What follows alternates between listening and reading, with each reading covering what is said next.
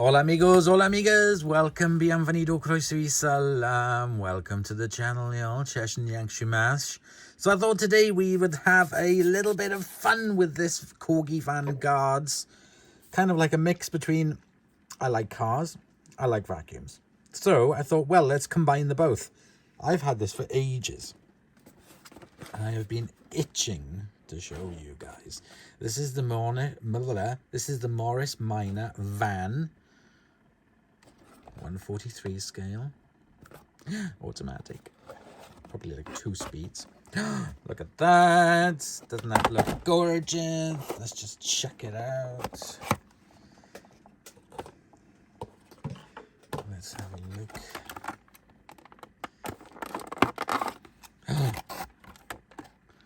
It's got the Hoover service livery on it, and a spare tire on the top. I wonder what vacuums would have been kept in this. Old Hoover Juniors, old Hoover Seniors. I think that would have been about it, to be honest, for the range of vacuums sold. Dustettes, Hooverettes, that kind of thing. Very old metal stuff. Lovely little model. That is so beautiful. Look at those little headlights glistening there in the light. What's it say there? WFS 500K. Oh, that's so cute. I love the rubber wheels on it. Right, let's pop it down. There. Comes with some stuff inside here. 1971 is when this vehicle's from. So we got the tax there, Morris Minor Van. This is to certify that this is a limited edition and is number 3431 of only 5,100 distributed worldwide. There's also a little card on it. The Morris Minor proved a successful commercial vehicle due to its rugged construction and ample load carrying capability. And we have a warning there of the wing mirrors. And here, off that, here we have the 2 teeny weeny little wing mirrors. Absolutely teeny weeny. Barely see them in my hand. Let's put them there. There we go. Right, so let me get the wing mirrors on.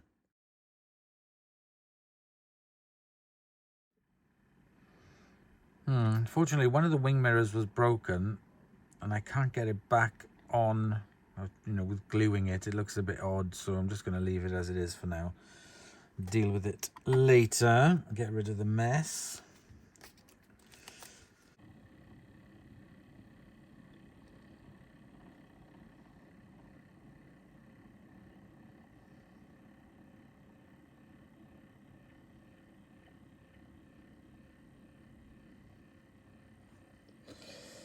The Morris Minor is a British economy family car that made its debut at the Earl's Court Motor Show, London, on the 20th of September 1948.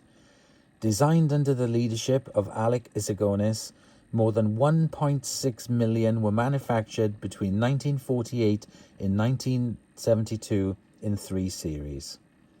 Morris Motors from 1948 to 1952, BMC from 1952 to 1968, Hyundai Motor Company 1967 to 1968, and British Leyland from 1968 to 1971. 1,619,958 were produced in Cowley in Oxford, Malaysia, Australia, and New Zealand. Initially available as a 2-door saloon and tourer convertible, the range was expanded to include a 4-door saloon in 1950. A wood-framed estate car, the Traveller, from October 1953, and panel van and pickup truck variants from May 1953. It was the first British car to sell over 1 million units and is considered a classic example of automotive design as well as typifying Englishness. Although Morris launched a new model with a similar name and similar market positioning, the Morris Mini, in 1959, the Minor remained in production for more than a decade after that, and in early 2020, its 23-year production run was counted as the 28th most long-lived single-generation car in history by Autocar magazine, who called it a primary way Britain got back on the road after the Second World War. The Miner was conceived in 1941, although the Nuffield organisation was heavily involved in war work and a governmental ban existed on civilian car production. Morris Motors Vice Chairman Miles Thomas wanted to prepare the ground for new products to be launched as soon as the war was over. Vic Oak, the company's chief engineer, had already brought to Thomas' attention a promising junior engineer, Alec Isigonis, who had been employed at Morris since 1935 and specialised in suspension design. But he had frequently impressed Oak with his advanced ideas about car design in general. Isigonis had come to Oak's particular attention with his work on the new Morris 10, which was in development during 1936-37. This was the first Morris to use unitary construction and was conceived with independent front suspension. Isigonis designed a coil-sprung wishbone system, which was later dropped on cost grounds, although the design was used later on the MG-Y type and many other post-war MGs. The Morris 10 entered production with a front beam axle. With virtually all resources required for the war effort, Thomas nonetheless approved the development of a new small family car that would replace the Morris 8. Thomas named the project Mosquito and ensured it remained as secret as possible, both from the Ministry of Supply and from company founder William Morris. As proposed by Isigonis, the engine itself was also radical, being a water-cooled flat-4 unit. One of Miles Thomas's few restrictions on the Mosquito project was that it had to give an engine that would not fall afoul of the British horsepower tax, which taxed cars under the formula relating to their engine cylinder bore. The last change made was to the car's name. The Mosquito codename was widely expected to be the name of the production model, but Nuffield disliked it.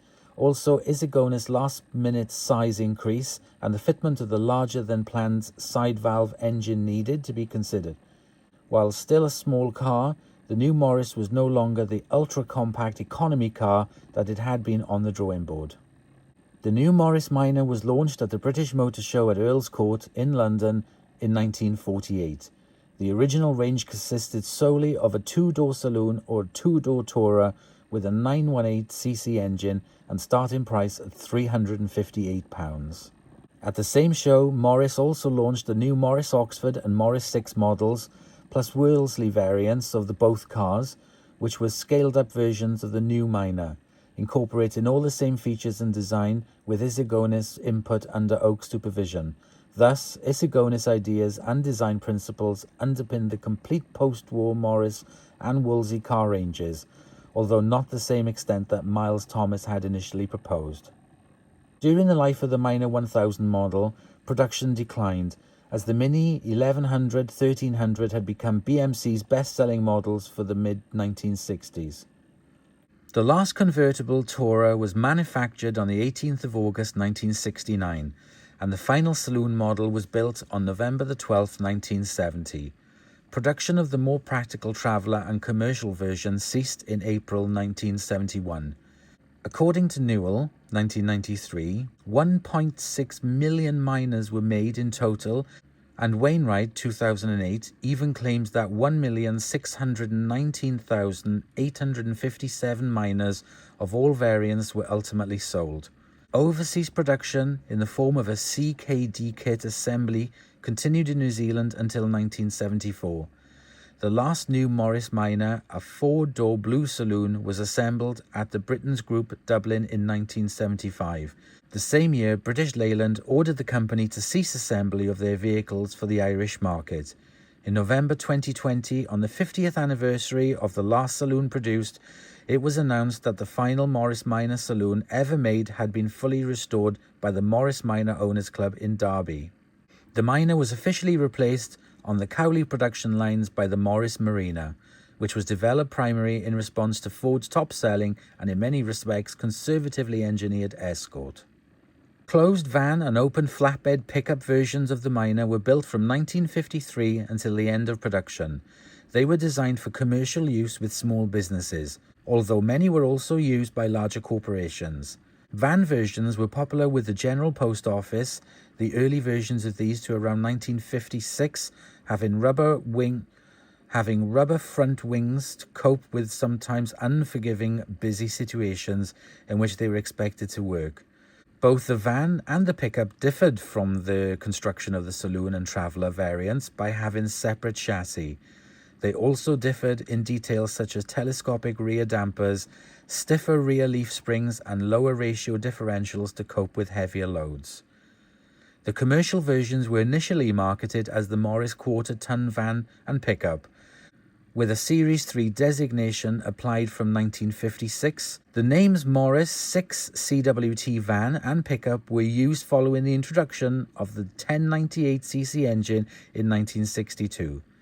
The 8 CWT versions were added in 1968 with more substantial rear leaf springs. As BMC's policy was to provide both Austin and Morris with complete commercial vehicle ranges, Austin badged variants of the minor van and pickup were sold following the end of Austin A35 production in 1968. These featured Austin badging and the corporate Austin's crinkle-cut radiator grille, but were otherwise identical to the standard minor commercials, and were sold as the Austin 6 CWT and Austin 8 CWT. Today, the Morris Minor and 1000 are among the best-served classic family-sized cars in the old vehicle movement and continue to gain popularity. The enduring affection for the Moggy, also a common British nickname for the undistinguished cat, or Morgan, or Mori, as is often known in Australia and New Zealand, is reflected in the number of restored and improved Morris Minors currently running in Britain. In addition to more powerful engines, desirable improvements necessitated by the increase in traffic density since the Minor was withdrawn from volume production include the replacement of the original equipment drum brakes with discs. Other important upgrades include the 1200 version of the A-Series engine, derided by Morris Marina enthusiasts as a keen reason why many Marinas were scrapped, and the similarly sized Nissan A engine, which shares all common dimensions to the Morris Minor engine, except piston size. So yes, there would have been many of these around back in the day, with all different types of liveries on them, and yeah, they look really cool. They're really nice. My uncle did have a Morris Minor. I can't remember much about it. I know that it was grey, and his intention was to take it apart and rebuild it from the chassis up.